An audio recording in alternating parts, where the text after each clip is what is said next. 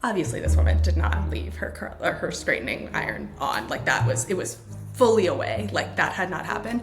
And I'm just sitting there thinking, it is 4:45 in the morning. I am soaking wet. I'm in a senator's house right now for absolutely no reason. And it was just this moment where I was like, I cannot believe this is what I went to school to learn how to like be in a journalism political science world to do. Like, this is ridiculous. I went to college for this.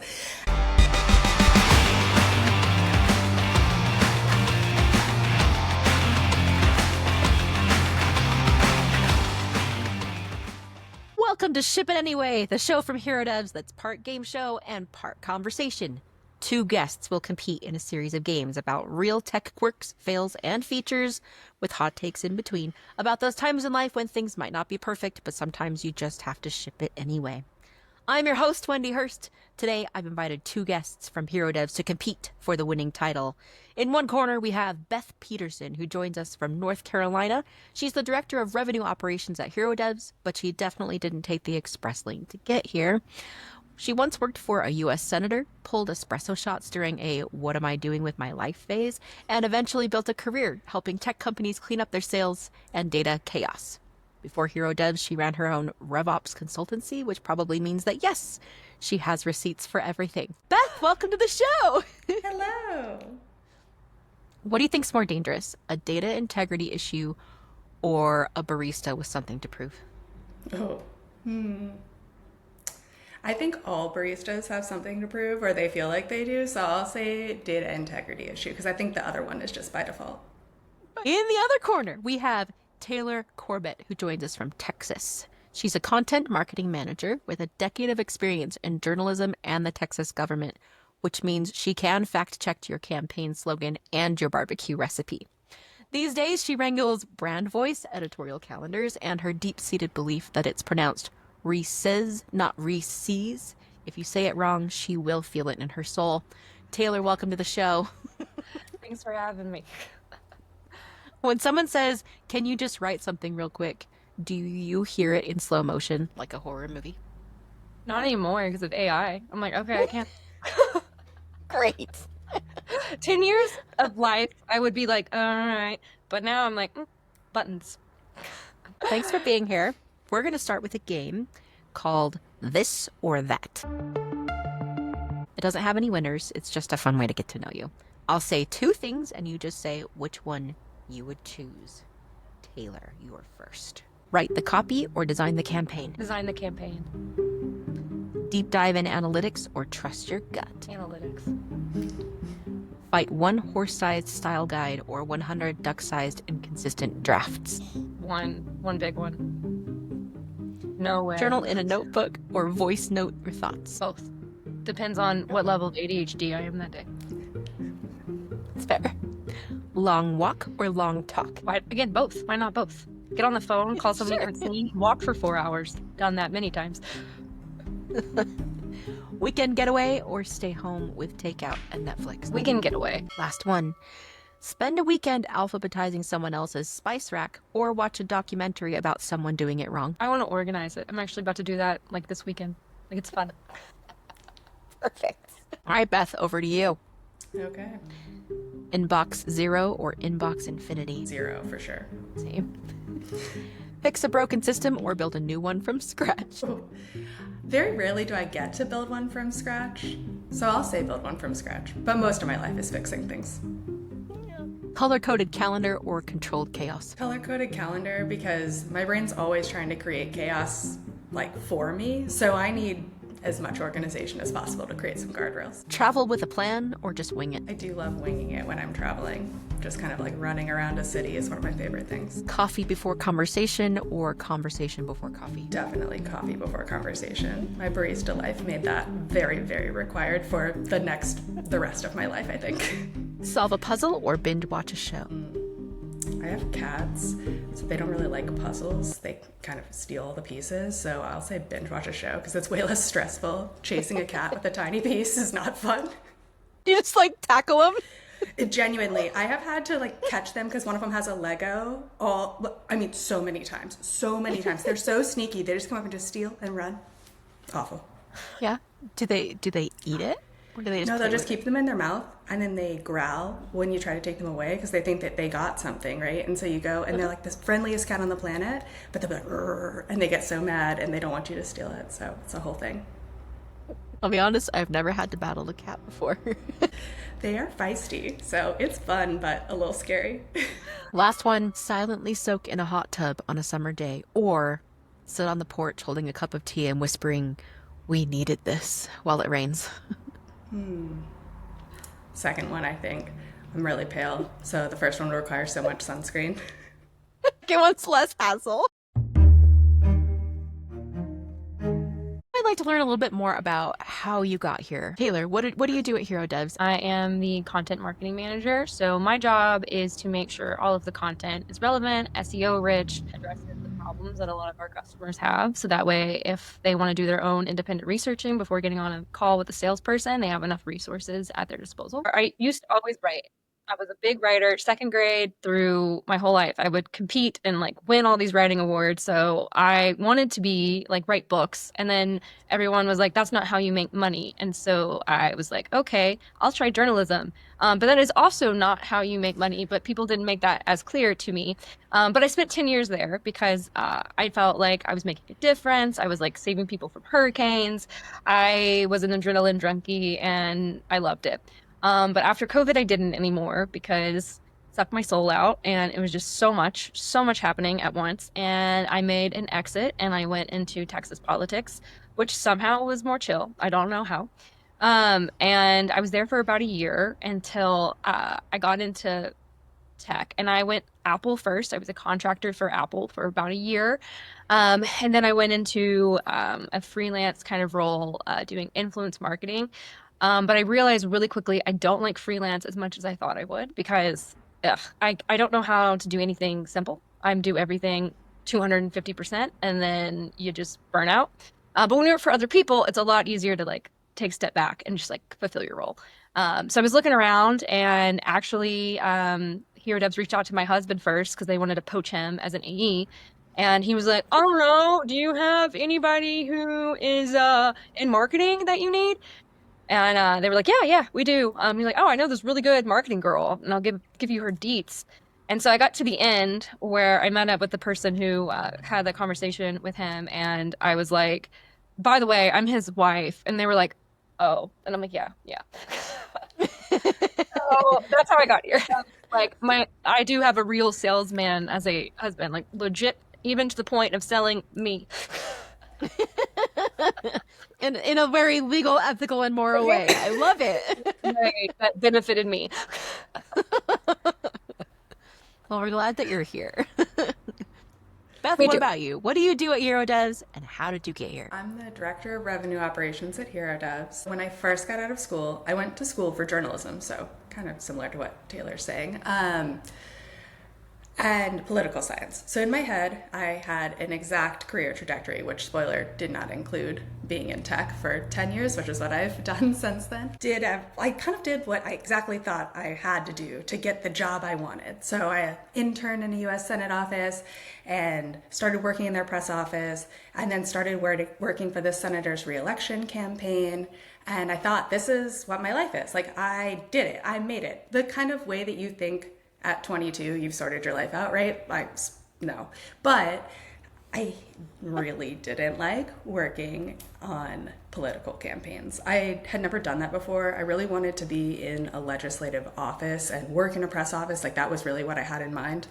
And I think I didn't realize how much the switch was going to change what I was doing every day. So at some point, I was just like, I can't do this anymore. And I quit. I didn't know what I was supposed to do next. I thought I had, gone to school for a thing, then got a job in that same industry, and I didn't know what to do with it now that I didn't want to work in that industry anymore. So I was a barista and started managing a coffee shop, and it was really fun, and I love that. And I think one day when I retire from tech, I'll have like a little coffee trailer or something. I love it. It's so fun to talk to people and make coffee and drink coffee. But I did that for a while, and then I realized I lived in Washington, D.C., and it was an extremely expensive place to live, and that was not a job that had a very high ceiling for pay. So I switched into tech, and I've been doing it ever since. I've worked at a lot of open source technology companies, actually, so small ones and bigger organizations that were publicly traded. I've gone public with a tech company before. And then for the last 2 years, I was a self-employed revenue operations consultant. After that last company that I went public with, I think I just needed a little bit of a break where I could control my own schedule and not have a bunch of direct reports. I think I just needed to breathe. And then Hero Devs came calling, and it was a really good opportunity because I was kind of trying to figure out what I wanted to do next with the consulting thing. Like, did I like what I was doing? Did I want to pivot a little? And so then it was kind of a nice transition where I was sort of in the place where I was maybe considering looking around for something else. And then I didn't have to think about it much because every person I talked to at Hero Devs was amazing. I didn't know that Beth was in journalism too. That's crazy. Yeah. I never used it like for real journalism though. I was only writing press releases. So it was kind of like, I think the less legit version of using a journalism degree. You still write. You just don't have to Yeah. deal. You just never dealt with the intensity of breaking news happening back to No. back to back. But you still had to do all the writing. So Yeah, it's a a lot of writing and talking to other, like, yeah. I talked to a lot of journalists, and that was a kind of a strange part of that job. What's the craziest story you remember from a previous job? I know that you both were in politics. Sometimes you just can't share those stories. What's the craziest story you remember that you could share? It's not the wildest story I have then, but it's probably the one that can be told right now, and it'll be a good story. So Okay. when I worked in the Senate, there were tons of rules. So, and I was really young. I didn't have a lot of context for like why these rules existed other than things I had read in textbooks, right? But they were really specific about like who could do what and when, depending on whether or not the senator I worked for was doing something related to her day job or related to her campaign. So there was tons of weird overlap where someone would be helping her with something, and then all of a sudden, because of the way that her schedule was set for that day, they could no longer do that because it was legislative and they were on the campaign, or vice versa. So one thing that I very often did because of that was really weird errands for her. And so this is why I'm saying it's like totally different than your question, but it's so strange. So for example, one time she called me at 4 a.m. and she told me she was very, very sure that she had left the straightening iron that she was using on in her bathroom. It was full-blown pouring rain. I did not have a car. It was prior to the metro when it starts running for the day. And she was like, you have to go over there because I think my entire brownstone is going to be caught on fire. And I'm like, okay. I'm only one of 2 people in the city that have keys to her house. So I go get on my bike because that's the only way I can get there. And this is like pre-Uber, right? Like, this Uber was a thing, but it was like only the black cars. I didn't get paid enough to take one of those. So I was like, my answer is definitely this bike. So I'm like being poured on, get over there, like bike over. She lives in a very nice part of DC. I obviously did not live in her neighborhood. So we're like, I'm biking over there. It takes me forever. I get inside. Obviously this woman did not leave her straightening iron on. Like it was fully away. Like that had not happened. And I'm just sitting there thinking, it is 4:45 in the morning. I am soaking wet. I'm in a senator's house right now for absolutely no reason. And it was just this moment where I was like, I cannot believe this is what I went to school to learn how to like be in a journalism political science world to do. Like this is ridiculous. And I'm Like, so I went to frustrated. college. I went to college for this. And then on top of that, she was like, okay, cool. So like you just go to the office afterwards. And I'm looking at myself, I'm like, no, I have to bike all the way home, take a shower. Like this is, my whole day has to restart from this moment because I'm not ready to do, and I'm not in my like work clothes. That's not a thing. So it's just tons of stuff like that. It was a very weird part of my job. At the station, the only weird thing that we had to do was a lot of like animal stuff. So our station used to be like in a field, and so there was a period of time where these skunks were like terrorizing our employees because they would come out at night, and we have employees that would work like all night because the last show would end at 11 p.m. And so they would come out, and it was like a kind of like a wheelchair accessible like ramp. So they would come out and they would start hopping because the skunks would be underneath the like bushes on that side. So they just started hopping them out, and we had to like put up all these traps, and we caught them. And then I was like, I don't know what to do with this. And they're like, so we had to like find a man because I'm sorry, I know that's not super fitness to me. I'm not trying to Find this. a man. So I had to go find a man. I'm like, this is not my duty. This is not my job. I do content. This is you.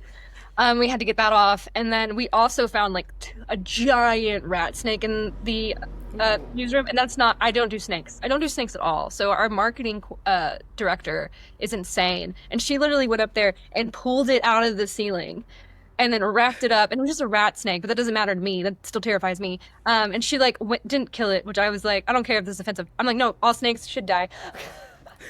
and so. I spent a long time being afraid of every time I walked out, that snake was gonna like come back and like specifically get me because it smelt my fear. Yeah. But that never happened. The snake imprinted on you? Yeah. Oh, the only other thing is like one time one of our reporters came into the newsroom sobbing. And I'm like, what happened? She's like, there's a bat. I'm like, there's a bat? I walk outside. She had hit a bat in her car and it was in the headlight and it was partially alive, but it wasn't going to make it. So we had to, there was no way. Like it was end. So I had to pull it out and give it a funeral, which was so devastating and sad. So yeah, lots of weird. Oh, and a hawk. We had to go capture a hawk one time. We made a whole news story about it, but yeah, it was like clipped in our parking lot. Just this big old hawk. Wait. Did you have to get? Yeah, me too. Did you have to get rabies shots for the bat? That's my first question. It's not required, but it probably should have been. With the amount of animals, I was just like, I work in journalism. I'm not a zoologist. I'm not a termite like pest person. But I felt like it half the time, and I'd always get these videos of like these skunks and all of these animals, and they would be like, Taylor, this is a problem, and I'm like, I'm not maintenance. Like, how is this my job? Like, what do you mean? So it was just like, well, you're a director, you're a department head, and I'm like, content. Not you want me to write about it? Not lying. Oh my god, that's really funny. So you had a funeral for a bat? Yeah. Okay. That's good for the environment. Yeah, and they're not like good, good for you. You're like, of all the things that you asked me to do that are outside the range of my job, a bat funeral is something that you could just like, you could handle that one. Yeah. Well, it's just respectful. Yeah, that makes sense. Of course. It was so sad. I liked that story. Yeah, that one was really good. Yeah. I mean, there's some of the things I did was like devastating, sad, sorrow. You need an EMDR to get through it. This one was funner. What's something from your previous work experience that influences your approach to decisions today? So it's from my like earliest jobs in tech. I had this leader that I worked with that was so good at, like, I don't know. I was so impressed with the way that he kind of could build out strategies, but also manage his people in a really like thoughtful way. And I hadn't seen a lot of people be able to do both of those really well. There'd be these people that were visionaries, but then their people skills were horrendous, or they were really good at talking to their people, but nothing progressed. And he kind of was the first person I worked with where I was like, wow, you can do both, and it's really amazing. And one of the things that he told me just in passing one day was that his recommendation, like his advice to people when they were kind of starting where I was at the time, was to be consultative in the way that you approach everything that you do. And I hadn't really considered that at the time. That had never really been a way that I thought about how I interacted with my coworkers and people I collaborated with. But I think taking a step back, I really needed to hear that in that moment, because I was the kind of person that would come in and make a lot of assumptions based on things I had heard other people say, or just like connecting the dots, maybe not in the right way, but I was junior enough to not know that it wasn't the right way. So I would be really confident about something that was, in retrospect, probably completely incorrect. But that was sort of the way I approached everything. And hearing this, and I don't think he meant for it to be any sort of learning moment that I was going to take forward for the next decade, but I really don't work the same way that I worked then now. And it's entirely because of this like single moment of very in passing, like we were waiting for a 300-person meeting to start and he was just chit-chatting. And I think that was combining that moment of him just saying it directly with the way I had seen him kind of be unique in the way that he was organizing this organization. I think it fundamentally changed the way that I am. And revenue operations, like there are tons of stakeholders, so many stakeholders, anybody in a sales process, marketing, customer success, product teams care about what I'm doing because it's all about the go-to-market function and making sure that like end to end we're creating a good experience for the customer.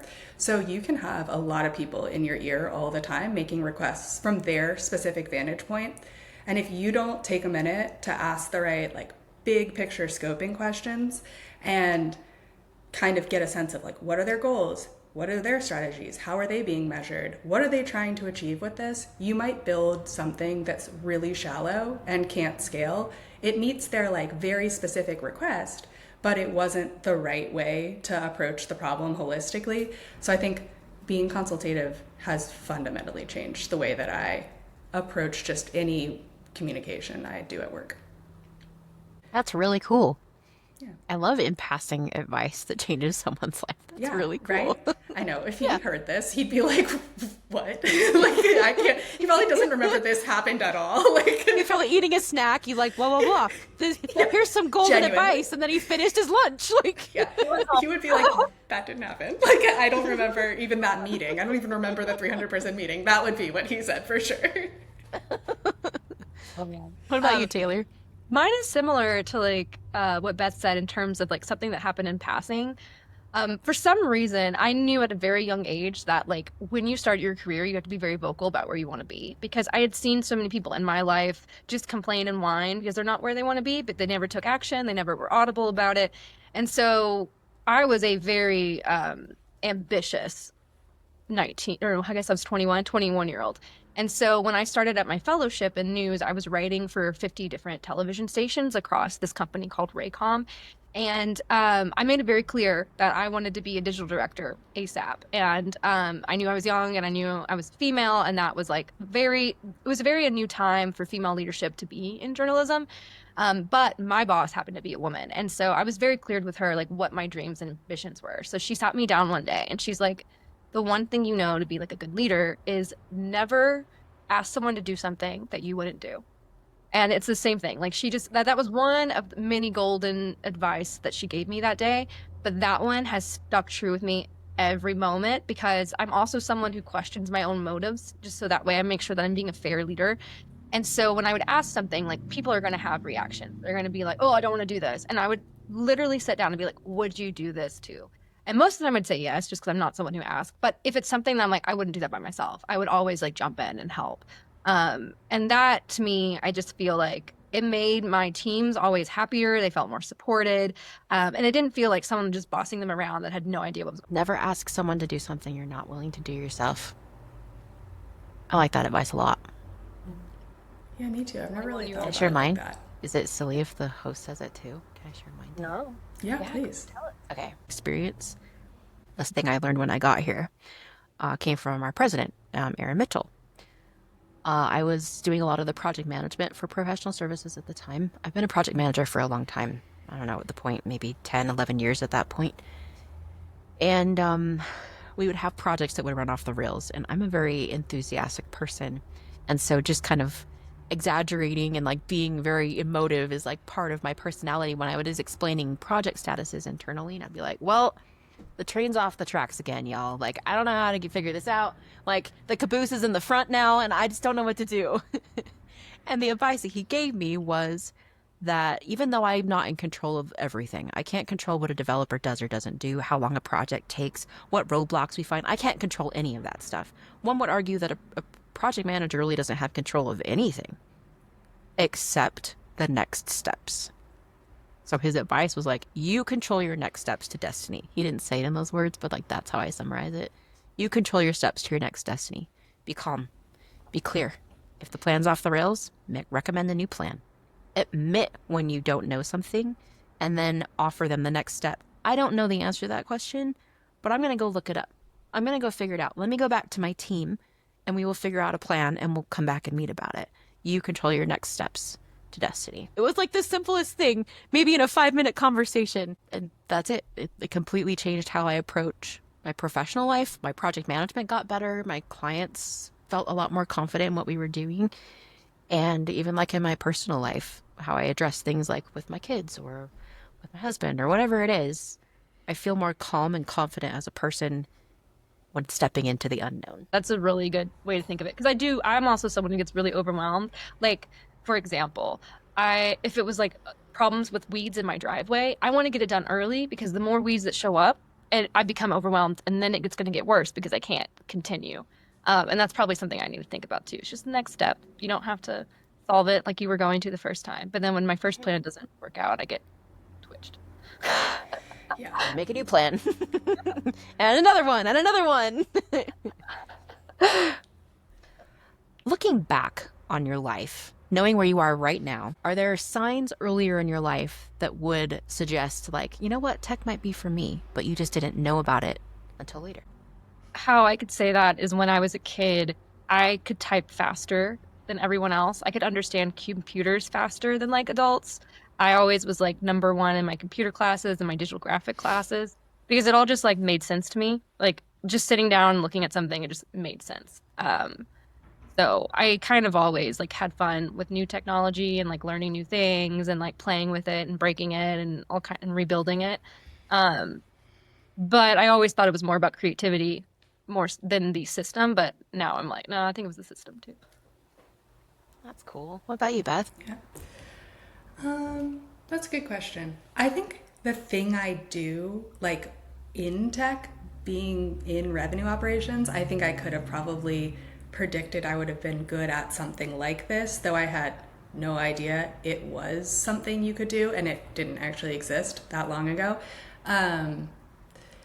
Because I think one thing I'm good at and have always been pretty good at is creating a process to meet a goal. So I'll give you a very, very simple example. When I was little, this also will make me look a little bit ridiculous because it sounds a little like, it sounds like I'm being really authoritative. I wasn't, I promise. So when I was little, I got all of my neighborhood kids to sign an agreement to be part of an organization that I was leading. And the goal wasn't to be in charge. The goal, and I had paperwork. When my parents moved out of my childhood home, they found the paperwork. I had a manila folder full of the paperwork, like 15 years later. But my goal for this wasn't like to be in charge of all these other kids.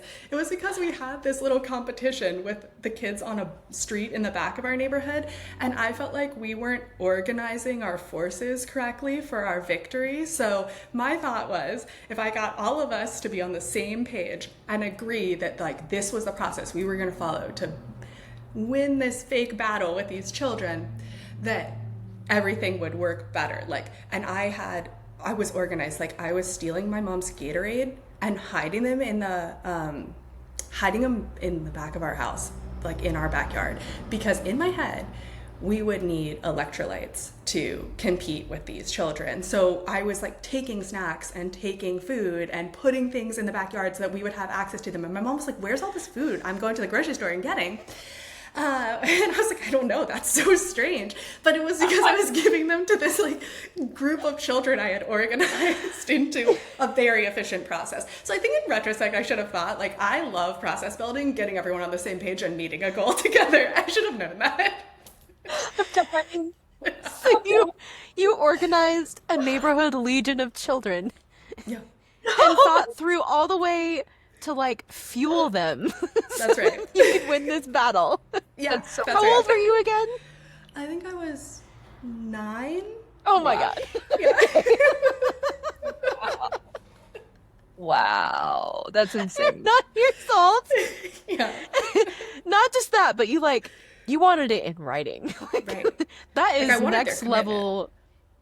That is next level operational commitment. I have no words for that. Yeah. That's amazing. That is very impressive. I love that. The only thing I can think for me that's close is I filmed over all of our family videos when I was younger because I would produce movies with my siblings and I'd write scripts and I would direct them. And so I don't even remember really doing this because I was so young, but my mom finally found a way to watch the home videos and she started playing them and they were just my little skits. That's cute too. That's so Look at you cute. making I love content. Yeah. That's hilarious. So yeah, I ruined all of our memories by making different memories that were just mine. Now you have them forever. Yeah. But I would do costume design too. Like my siblings would be dressed up and they would like have conversation. I did like different angles and like close-ups and wide shots. Yeah, I was just nuts. I love that. That's amazing. Love that. My respect for both of Very you just like children. went up. And it was already pretty high. I'm impressed. My answer is much less entertaining. I was just really good at finding patterns in things. Whether it's like playing the matching game, I was like, oh, I get it. There's only so many places that these certain little pictures of pizza or whatever, like, you know, kid matching games, like I just kind of figured out the fewer pieces, like the easier it is to guess where they are. I was like 5. Getting older, like when I would use applications and my mom had an old computer from like it's called Tandy. I don't know if you guys even remember like what brand that is. It's a Tandy brand of computer. You had to put like the floppy disk in there and then you had to turn the crank to like close it. Otherwise it wouldn't function. Then you would have a mouse. You like had to know what the function keys do and so like video games wise I was very behind the curve. Like, that was into the early 90s. We didn't have a Game Boy. I was just really good at finding like what are the keys? What's the combination? What's the fastest way I can type this out to make this machine work? That was I just dated myself. Fast forward to much later, I became a power user of the app that was designed at this one company that I worked at. And anytime something would go wrong, I'd be like, how did I make that happen? How do I show it to someone else? And how do I work around this problem? Which for someone who's not in tech, that seemed like a weird thing to think. Like, I found a bug. That was really exciting. How can I find another one? Like, I love breaking systems and I love like reporting bugs. It's so satisfying. You're like, I found this one. That's because of me. I found it.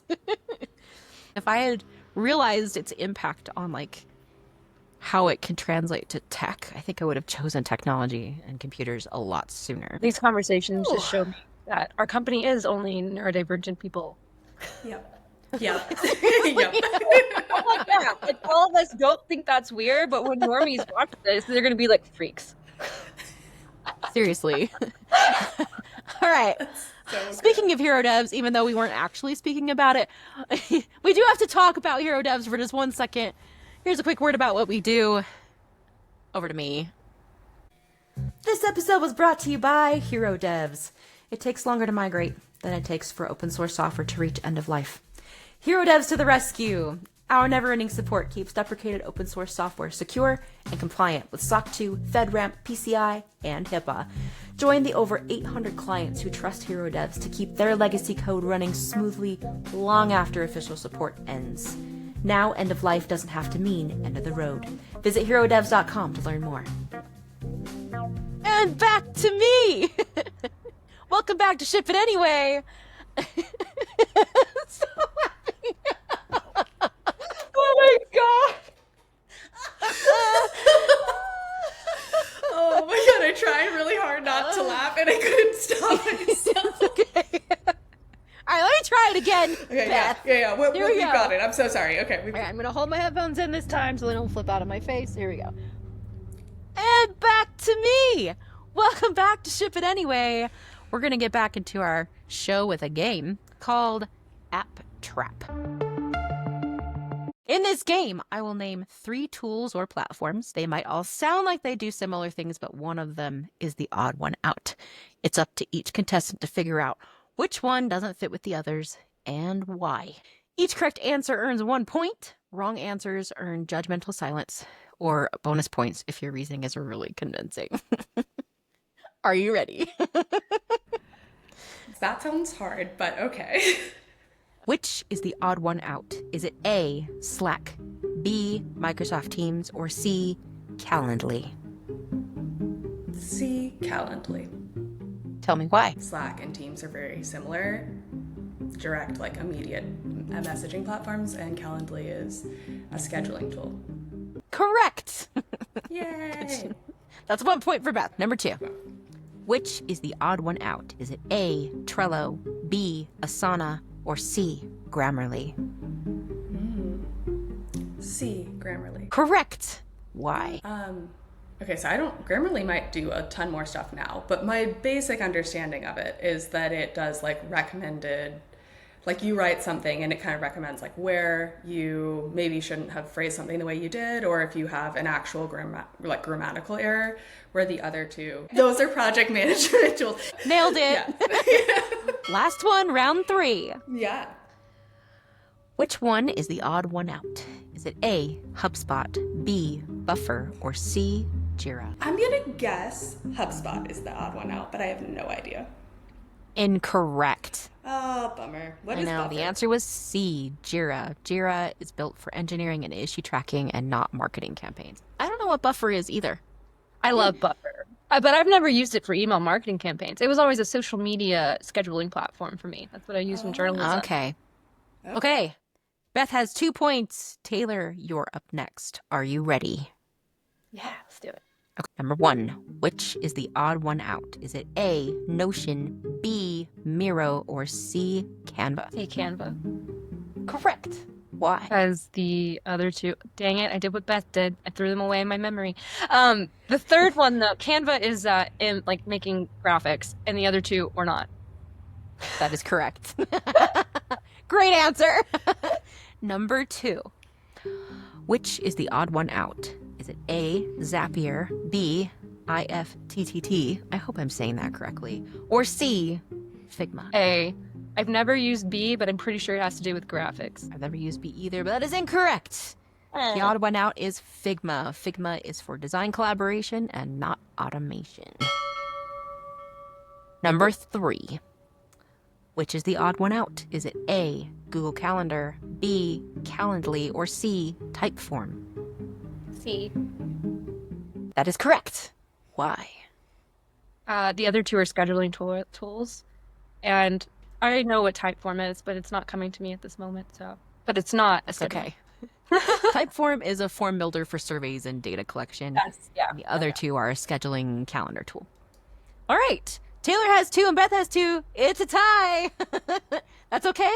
We have another game coming up in a minute, and we will figure out who the real winner is.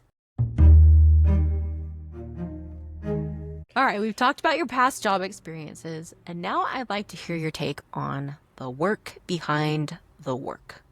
Beth, you work in operations, and Taylor, you work in marketing. Some people might call those invisible work and make it look easy type roles. Why do you think people expect you to get things right all the time? When you do something that everyone uses every day, like social media, reading blogs, everyone gets to be an expert because they've never done it before. So I think a lot of the times people think I should get it done because it's like, oh, I write tweets all the time. Like, why can't you do this in 5 seconds? And which, yeah, I could write a tweet in 5 seconds, but there's like a whole campaign behind it and there's a lot more going on. Like the actual tweet itself is the easiest part, but it's all the thought behind it. And so I think like any shop I've ever worked in marketing, that's just like something, I don't think any marketer doesn't have that at their job where people don't understand why anything takes time. Cause they're like, I tweet in 5 seconds. I just put whatever thing's in my mind. Like you go.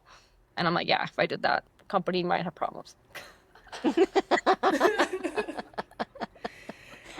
The tweets quickly become, just go to Hero Devs, like whatever. Yeah. That's it. Don't be a dumb. What about you, Beth? I think part of it is because I work with a lot of people in sales roles or in like some instances, a little bit less here just because, Wendy, you're here and you're amazing. But like often marketing or revenue operations includes a lot of marketing operations. Like that can be quite common. And I think because a lot of times you're working with marketers and salespeople who are using the systems and processes you're building every day to do their job, right? Like it's just a tiny piece of their day. They're talking to customers and they need to generate an order form. And they want that order form, very understandably, to be generated every time, consistently and quickly so that they can, send it and get on to their next customer call or whatever else they have going on. And so I think because of that, because it's so foundational to them and because it's only a tiny snapshot of their day, they don't realize how much work goes into making that simple for them. And so I think a lot of it is just, I always say this, and I'll probably say it again while we're talking about all of this, but like good RevOps is boring because you really only notice it when something's broken. So if you're an end user, you want your like perception of the revenue operations team to be, oh, they're just kind of like building things, problem solving, but there aren't that many problems to solve.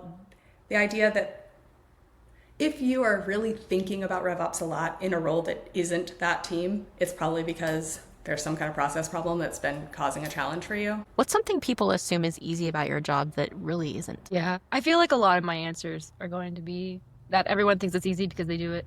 And they think, oh, I like content, so I know why I like it. And it's like, no, you don't. You don't know the manipulation behind why you like it. Or you don't know how the algorithm chose for this to go higher. So that's just like a problem you constantly have. And I don't think that that's ever going to be solved because everyone is going to think if they use something daily, they know it as much as you do.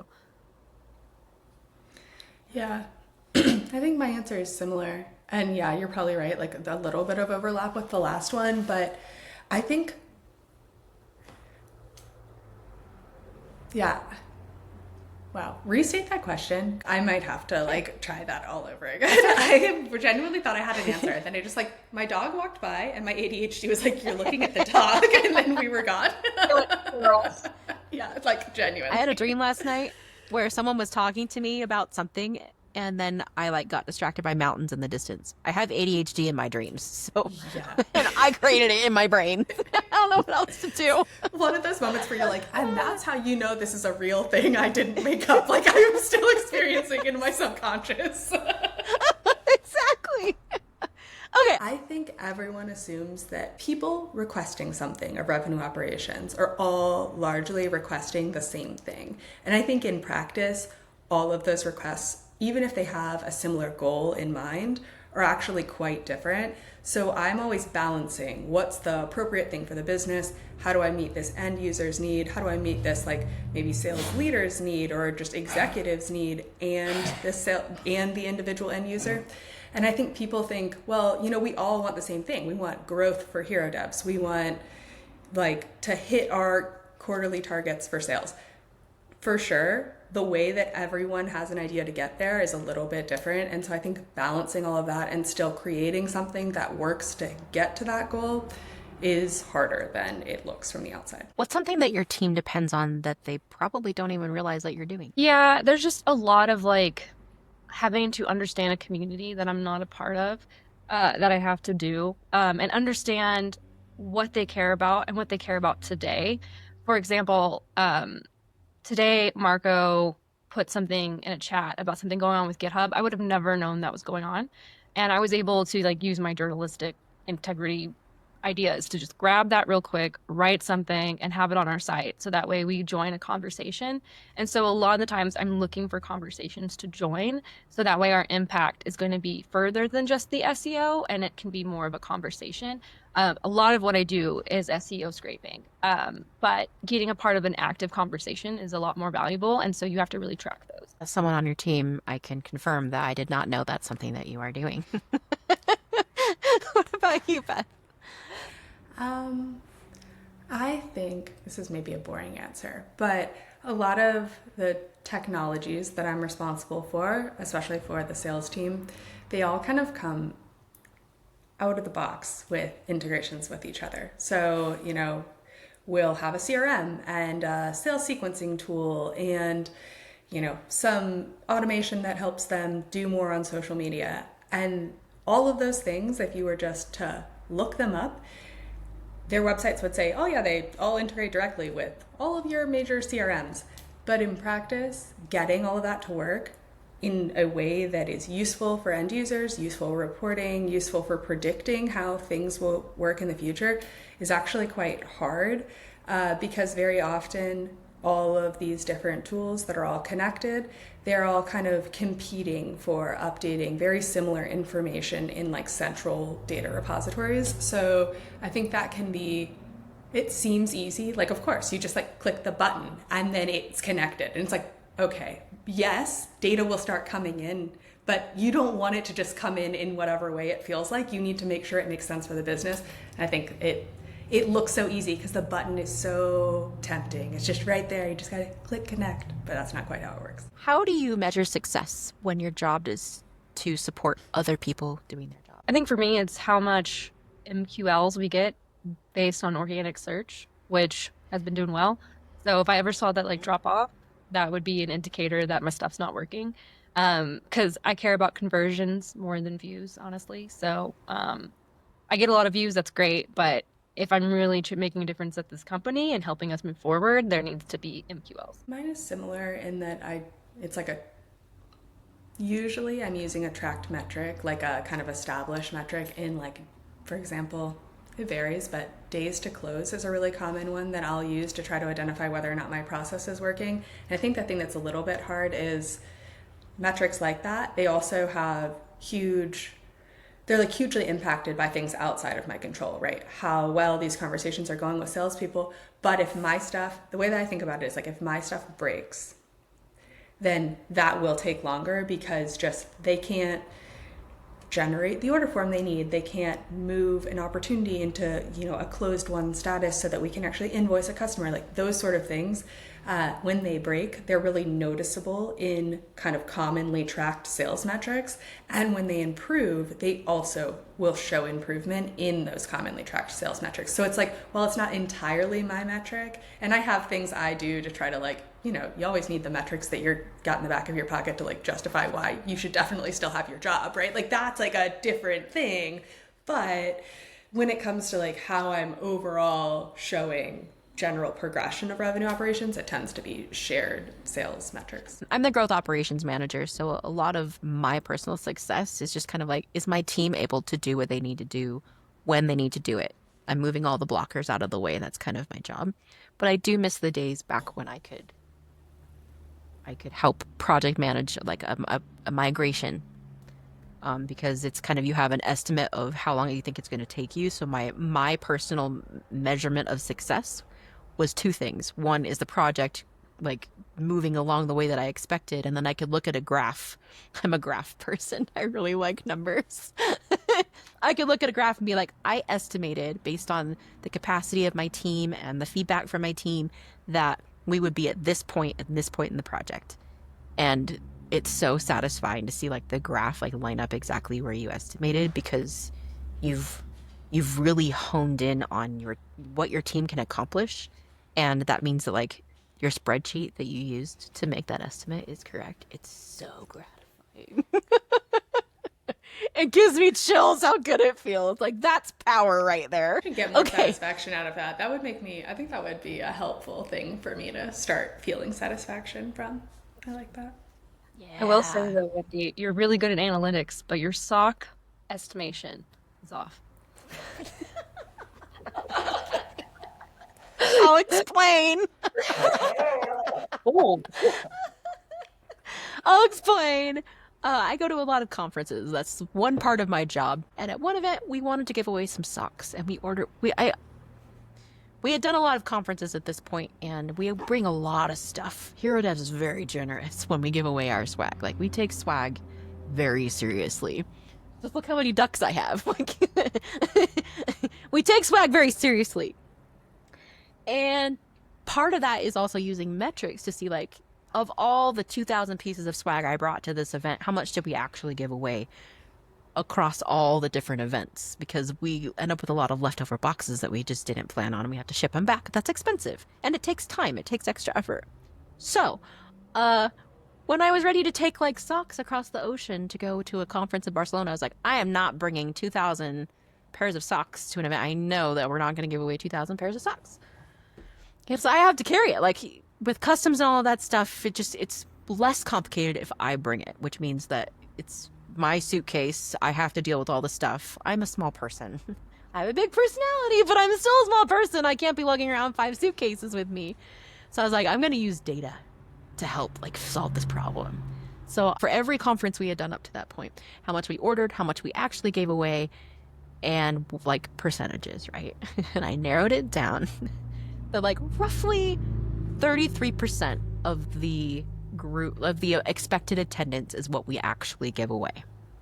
It doesn't scale. Like if you're going to go to a conference that has 10,000 people, you're not going to bring whatever 33% of 10,000 is. I'm not even going to embarrass myself and make an estimate, okay? I'm really bad at math, but I'm really good at spreadsheets. Anyway, it at this particular conference we were going to, it ended up being like 350 or something socks. I was like, okay, I can figure this out. So I unpacked all of the socks. They come in little wrappers, and I opened up my big suitcase, and I like carefully lined them up in different rows, and I counted every single one. And I found that you can fit almost 400 socks into a single checked bag, like standard size checked suitcase. I could fit almost 400, but I didn't really like, it was over the weight limit, and I didn't want to pay the $65 extra for like 5 extra pounds. So I took out as many socks as I could to like, you know, make the numbers match. And I think it landed around 342 to be just below the limit. I needed a little bit of buffer. That's my project management mindset, okay? I needed some buffer. 342 socks. We gave away every single sock and didn't have anybody come by asking for extras. I nailed it down to the exact number. And it felt so good.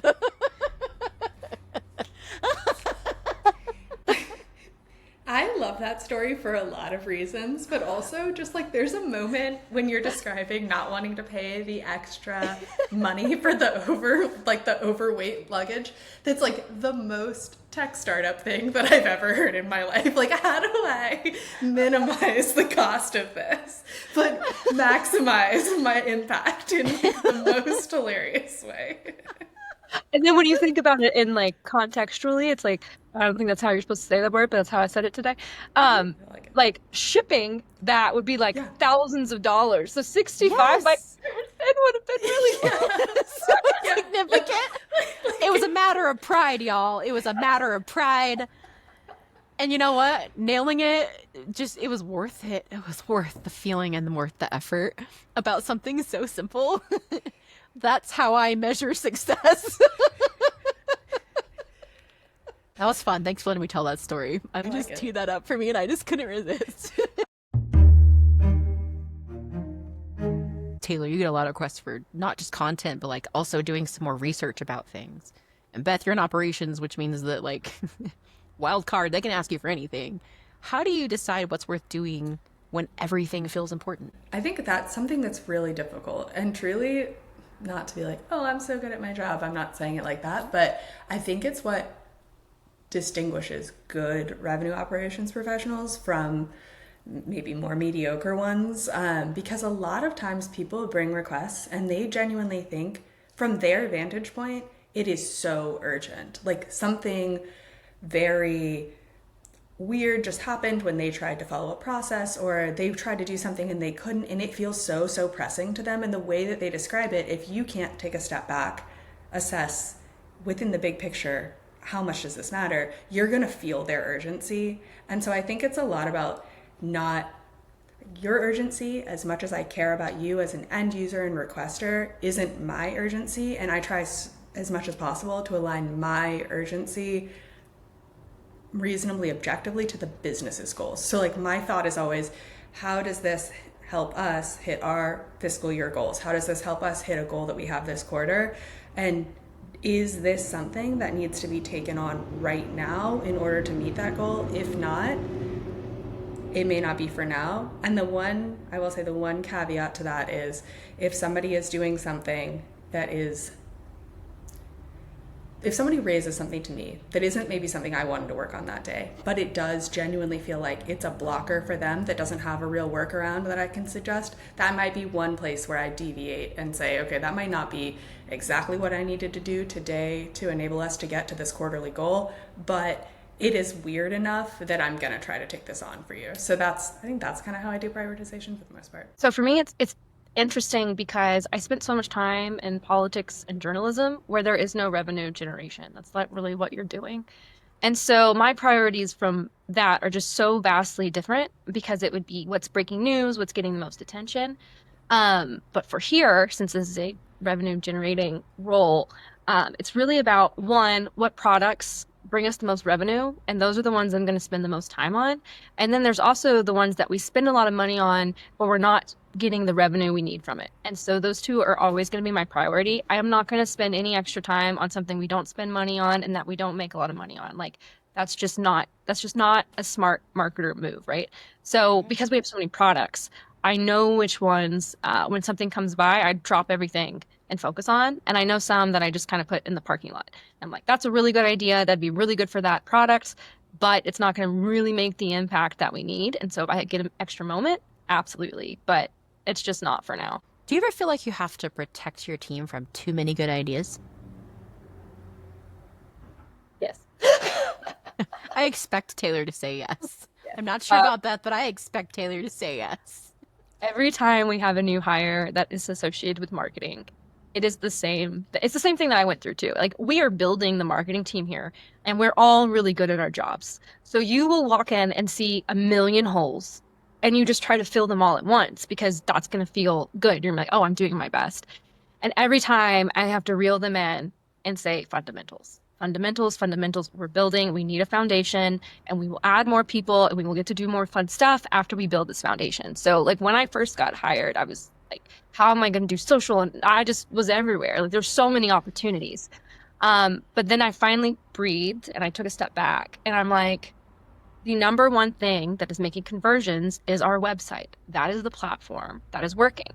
So why would I put all this extra time into social media and stuff and not nurture that until it is living at its full potential? So my entire first year was just SEO.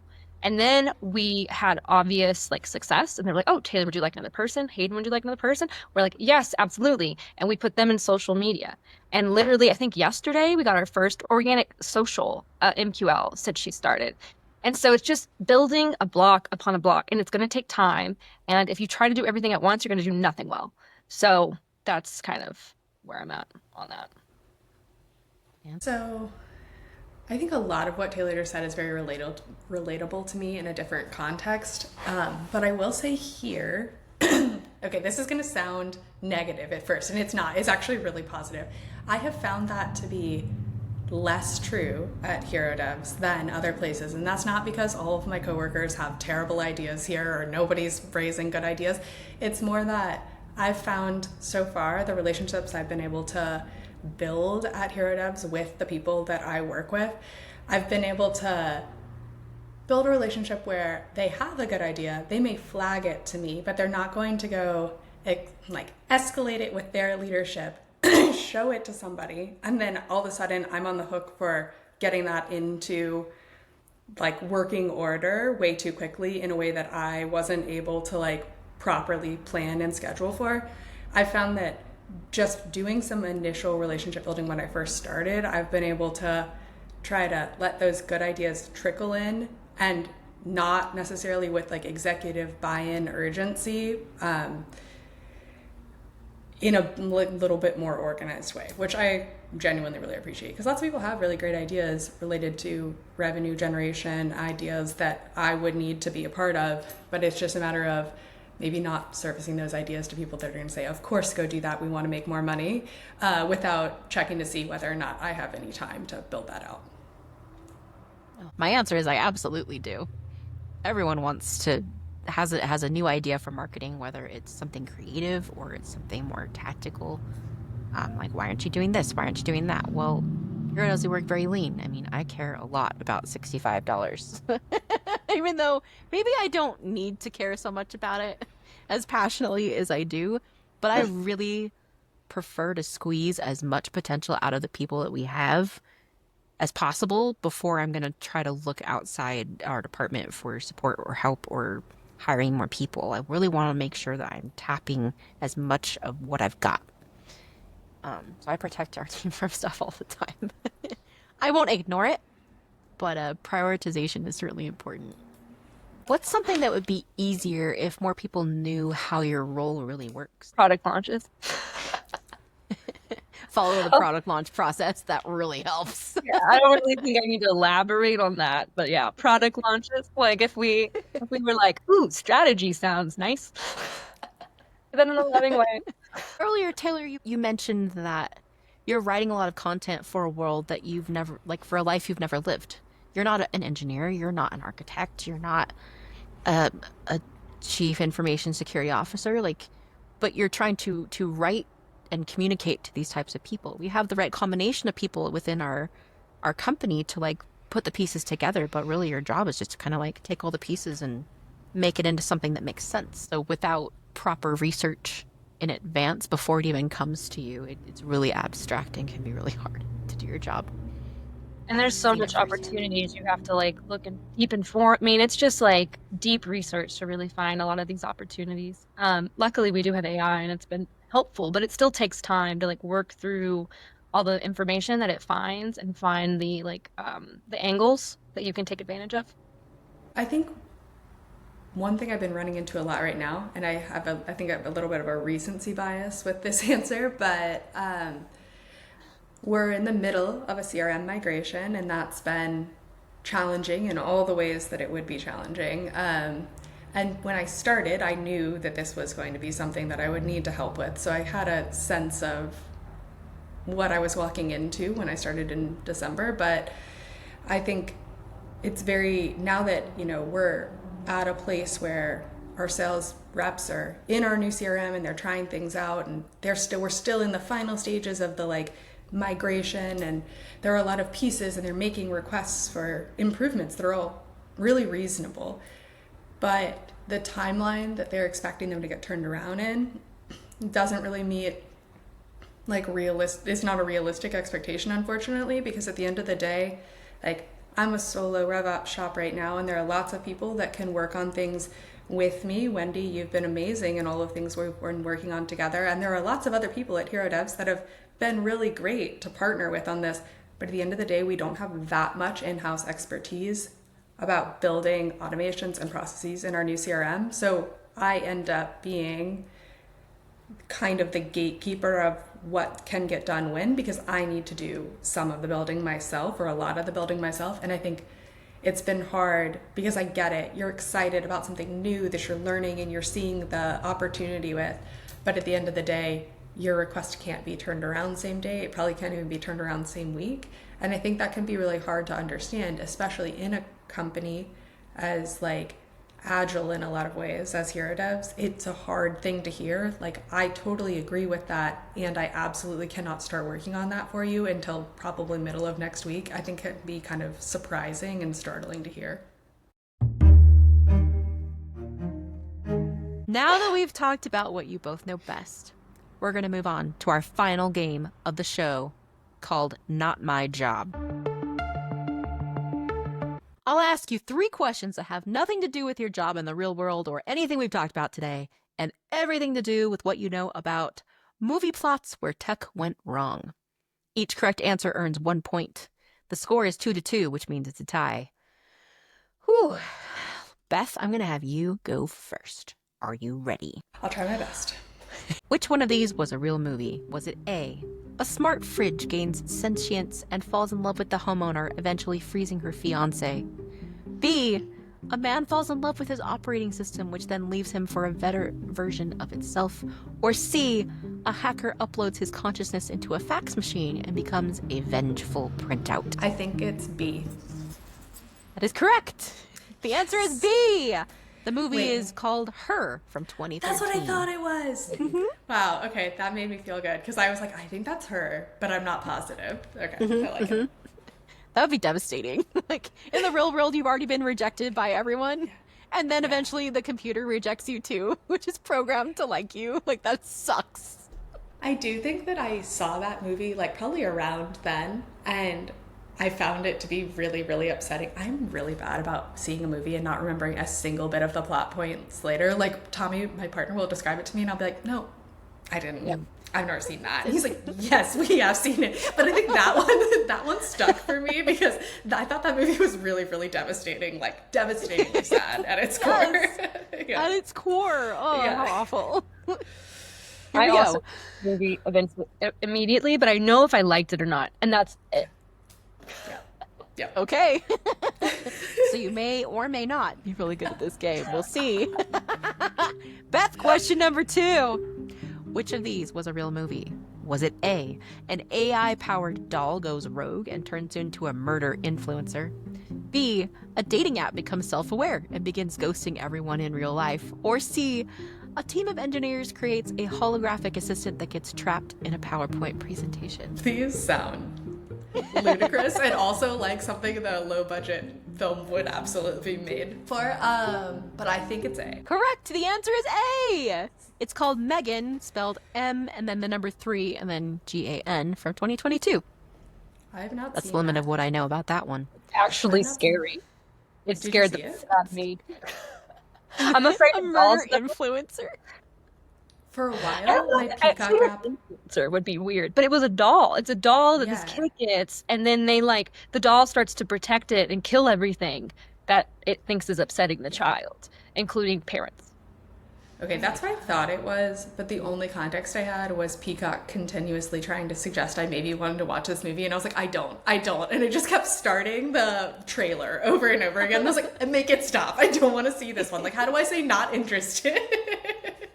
When I hear murder influencer, I either think like influencing other people to murder or like an influencer that's like on Instagram or something.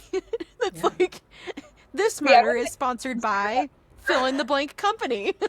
Actually, one of the most famous free speech lawsuits of all time related to whether or not a book about, I think, killing people could be considered like convincing people to kill people. And it was like whether or not you can actually legally write a book like that, and like what happens in the aftermath if somebody uses it to do what they're not supposed to do.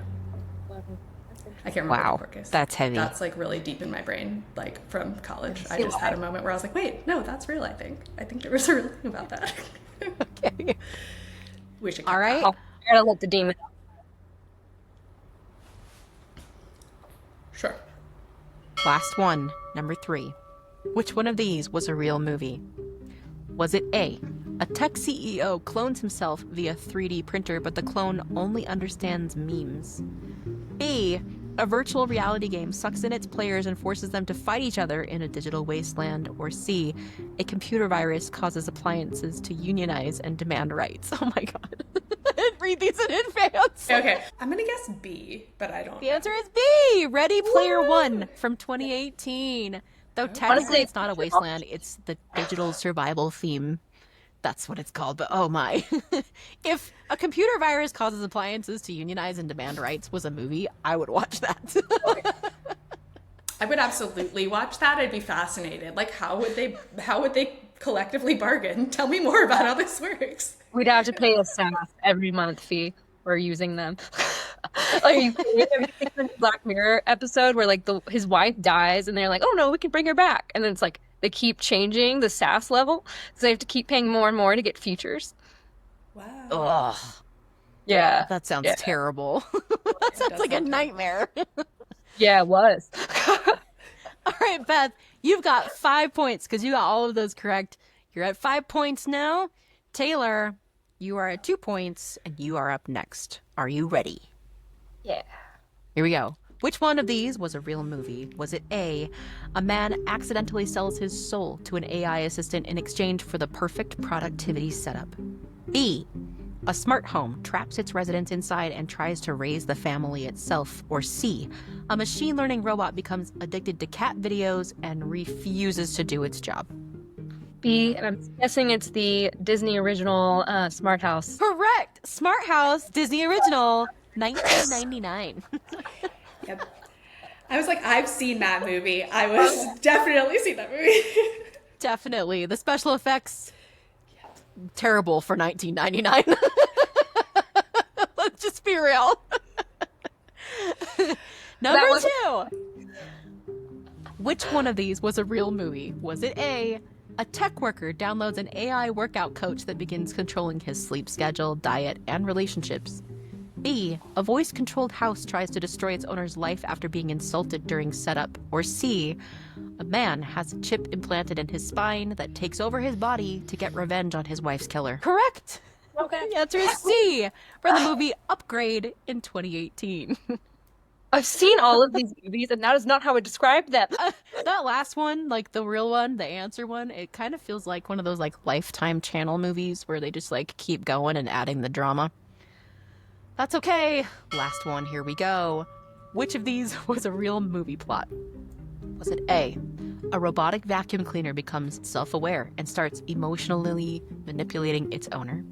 B, a rogue AI is hired by a tech company as their CEO? Or C, a social media app rates people's popularity, which begins to affect their entire life, including housing, jobs, and social standing? That's correct. The answer is C. Although It's from a show called Nosedive from Black Mirror in 2016. So technically, it's part of a TV anthology, but it's often treated like a standalone film in cultural references. So Yeah, even I though it think was it kind of a was trick question, you still got the answer. weird AI stuff, I've watched it all. It fascinates me. But if A was a real Amazing. movie, my dog would never let it happen because he would kill it. He tries to kill the vacuum Okay. now. Yeah, that's fair. Easy. You just use a pet. A pet influencer. Okay, it is a tie. Beth has 5. Taylor has 5. I do have a tiebreaker question. If you both get it right, then we end in a tie. Either one, All like, right. both of you get a chance to answer. You can give the same answer if you think that's the right answer. Here we go. Which one of these was a real movie plot? Was it A, a man plants a chip in his brain that lets him control electronics with his thoughts until it turns on him? B, a smart oven tries to gaslight its users by rearranging kitchen items at night? Sorry. Or C, a biotech startup clones extinct insects that evolve into human-sized predators in an office building? Oh my god, this is a ridiculous list. These are hilarious. I'm gonna go C. And C. I'll go A so that we don't end on a tie. The answer is A.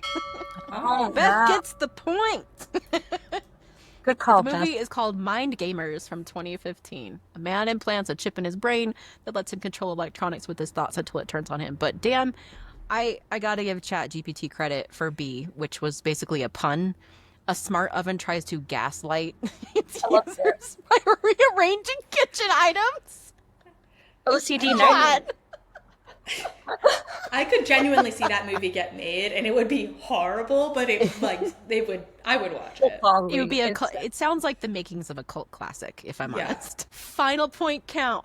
Beth has 6 points, Taylor has 5, which means Beth is the winner! Yay! Congratulations, Beth. I feel so accomplished in this moment. Yeah, it's a really nice As victory. you should.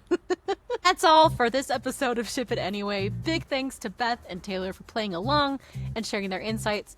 If you enjoyed this episode, you can find more entertaining tech content from Hero Devs on LinkedIn, X.com, YouTube, and anywhere else podcasts can be found.